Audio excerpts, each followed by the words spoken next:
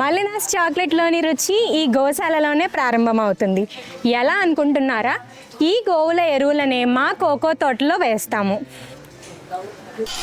ఇటువంటి ఆవుల పాలతో చేసిన మిల్క్ పౌడర్ వాడి మేము మిల్క్ చాక్లెట్ చేస్తాము. ఇలా పోగుపెట్టిన బెడనే మేం తీసుకువెళ్ళి చీకిన తరువాత కోకో మొక్కలకు వేస్తాము. ఈ ఎరువుని వానపాములు వాడుకొని మా నేలని సారవంతం చేస్తాయి.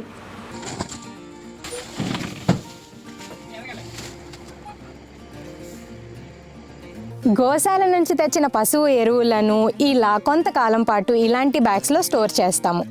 వానపాములు వీటిని వర్మీ కంపోస్ట్గా మారుస్తాయి. ఈ వర్మీ కంపోస్ట్ని మా తోటలోని కోకో మొక్కలకు వేస్తాము.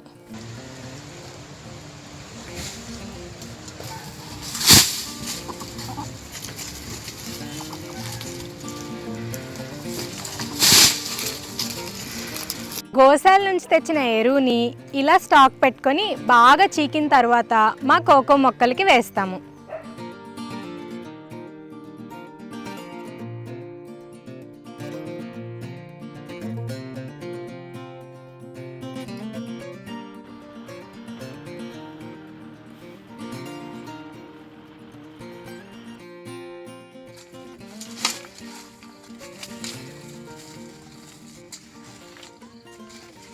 పశువుల ఎరువులు వేయటం వల్ల మా తోటలో ఎక్కడ తవ్వినా వానపాములు పుష్కలంగా ఉంటాయి.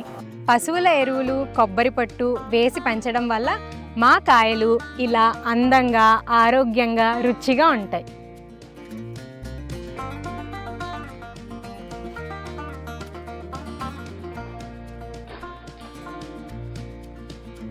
ఇలా పూర్తిగా ముగ్గిన కాయలతో చేసిన చాక్లెట్ రుచే వేరండి. పూర్తిగా ముగ్గిన కాయలలోని గింజలలో షుగర్స్ ఎక్కువగా ఉండటం వలన ఫర్మెంటేషన్ ప్రక్రియ పూర్తిగా జరుగుతుంది. అంతేకాదు, ముగ్గిన కోకో బీన్స్లో బటర్ సంపూర్ణంగా తయారై చాక్లెట్ రుచి పెంచుతుంది. కాయలను కత్తులతో కాకుండా ఇలా చెక్కతో చేసిన పనిముట్టుతో కొట్టడం వలన గింజలకు ఎటువంటి ఘాట్లు పడవు. ఘాట్లు పడ్డ గింజలు రోస్ట్ చేసినప్పుడు మాడి చాక్లెట్ రుచిని పాడు చేస్తాయి.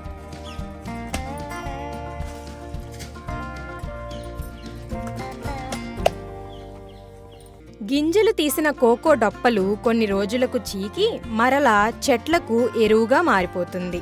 ఇలా సేంద్రియ పద్ధతులతో పెంచిన ఈ తోట నుండి వచ్చినదే మలినాస్ చాక్లెట్. మీరు కూడా మలినాస్ చాక్లెట్స్ని ఆర్డర్ చేసుకోవాలనుకుంటే స్క్రీన్ మీద కనిపించే నెంబర్కి కాల్ చేసి ఆర్డర్ చేసుకోండి.